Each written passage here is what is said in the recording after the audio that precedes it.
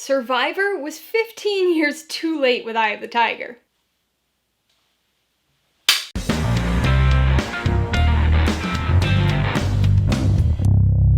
Hey everybody, welcome to Mainely Movies. Today we're going to be continuing my 007 review series with the first non-Eon produced James Bond film, 1967's Casino Royale.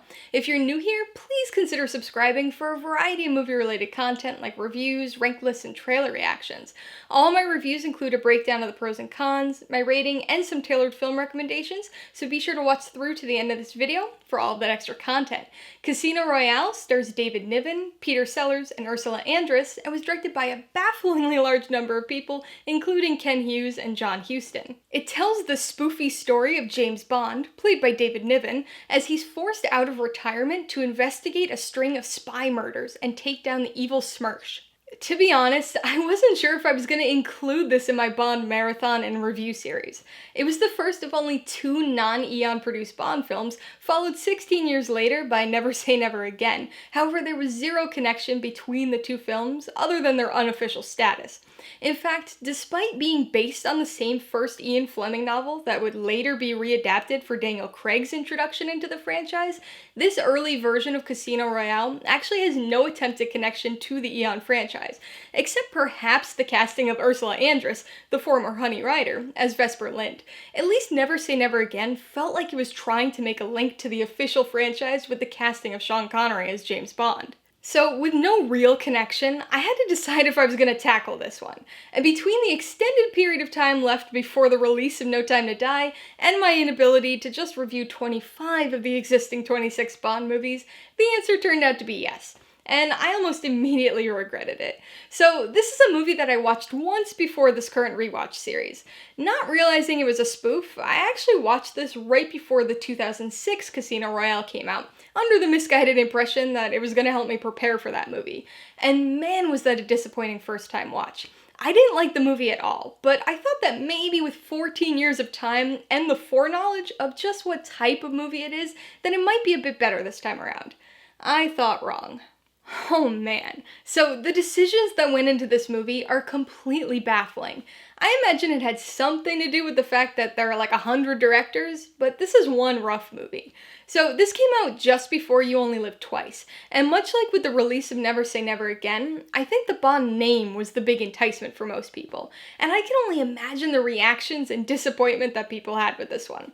Despite being very loosely based on the Casino Royale novel, this is far more a wacky spoof than a 007 story. And on paper, that doesn't sound horrible. Spoofy spy comedies can be fun, and we've had a number of successful ones over the years, but this is really a spy comedy without the comedy. Or the spy. Now, I know that parodies and spoofs aren't usually known for their well-crafted stories, but it's kind of shocking just how incoherent this movie is. It's so hard to follow what's actually happening here, even for someone who just spent the last 8 months watching and reviewing Bond films. And I think part of the comedy is supposed to come from just how random and wacky it all is, but without a true central plotline, it just becomes a confusing sequence of mostly unfunny moments and abrupt scene transitions. I'm just glad that I've seen the 2006 Casino Royale, because I would have been completely lost with the whole Le Chiffre thing if I had to rely on just this movie for its story. So, the plot is borderline indecipherable, but at least if this film had maintained a quick pace and had enough going on with it, it could have still been entertaining, even if you couldn't always follow exactly what was happening. But this is such a slow, dull movie. So many sequences just drag on and end up feeling twice as long because there's no coherency to the plot, so you don't even know what the purpose of the scene is. Add that to the fact that this movie is nearly 2.5 hours long, and you've got a film that's tedious as hell. And maybe all of that could have been overlooked if this movie was funny, but it's really not. Comedy's a subjective thing, and I'll be the first to admit that wacky, spoofy humor doesn't always do it for me, but it's not even that the jokes fall flat here. It's that they don't exist. There are huge chunks of this movie where there's not even an attempt made at humor. It's weirdly dull for a comedy, and for the jokes that are there, it's really hit or miss for me. Most are just okay, but there are definitely a few that are very dated, and some that are straight up uncomfortable to watch nowadays. Luckily, there are the occasional bits of humor that do hit. Nothing was laugh out loud funny for me, but there were a few sight gags that were entertaining, like the karate chop salute and the absurd auction scene.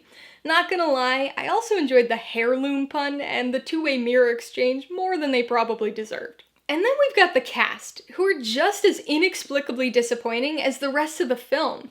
And it's weird, because this was a big star-studded ensemble cast, but everybody, with the exception of maybe Peter Sellers, is wasted here. David Niven is a very strange James Bond, electing to randomly give the character a stutter for half the movie. Orson Welles completely hams it up as a magician Lashif, and then we've got a whole slew of other odd characters and equally odd performances. I'm sure I said it back in 2006, but I'm gonna say it again now. I have no intention of ever watching this movie again. Other than character names, I think this barely qualifies as a James Bond movie, and definitely doesn't need to be included in Bond franchise marathons. This one's just bad all around. Alright, let's talk about the pros and cons. On the pro side, I really don't have all that much to talk about. I guess the occasional bit of humor would probably be it for me. The film was largely unfunny to me, but there were a few moments and lines that elicited the occasional from me. There was the odd pun that hits its mark here and there, and a few scenarios that were mildly entertaining, like shooting the button back and forth in the field, or the stupid but kinda silly auction scene. I guess since I'm stretching for pros here, I could also say the theme song by Herb Alpert and the Tijuana Brass was pretty good too. It's not Bondy at all, but it's a decent song. On the con side, the biggest issue is definitely the incoherent plot. Spoofs and parodies usually get a bit of a pass on plot since they're trying to incorporate elements from the things they're spoofing, so they don't necessarily fit together well in the way that an original story could, but even so, Casino Royale is a complete mess. It's hard to even describe how random and disjointed this movie is to somebody who hasn't seen it. And that kind of vignette style works for some movies, but this one weirdly still sorta tries to hold on to a plot and utterly fails at it. So we just end up with a bunch of random scenes that don't really make sense together, but are still slapped together to make us think that there's an actual story there that could be followed. It makes me wonder what this movie would have been like had there been only one director. Con number 2 has gotta be how dull this movie is. A James Bond parody from the 60s sounds like something that would be a lot of goofy fun. Even if it was dumb and didn't make a whole lot of sense, at least it would be entertaining, right? Wrong. So wrong. This movie just drags. I'm not somebody who usually checks my watch when I'm watching a movie, but I did several times with this one. And each time, I was amazed that I was only 35 minutes in. 50 minutes in, an hour and 15 minutes in. This thing is almost 2.5 hours long and has no need to be. It's slow-paced, very unfunny for a parody, and it's just remarkably tedious. I'm gonna give Casino Royale 1 out of 5 paws. This is barely a movie, let alone a James Bond movie. It's just too long, too dull, and too incoherent to offer much of anything. I would recommend Casino Royale to pretty much nobody. If you're on a quest to watch all the Bond movies, then you're gonna be stuck with this one anyway, but if you're watching it because you think it actually contributes something to the Bond mythos, don't. People who already enjoy 60s spoofy comedy might enjoy parts of this, but I think nostalgia's gonna be the only thing that makes this one okay for some people. If you liked Casino Royale, I would recommend Casino Royale, the 2006 21st Bond film. Somehow, it's adapted from the same source material, but is a much more coherent and well-crafted film that's, actually a Bond movie. If you like the idea of a Bond spoof and want one that isn't completely terrible, you might want to watch Austin Powers' International Man of Mystery. It's goofy and frequently over the top with its comedy, but it's a fun parody.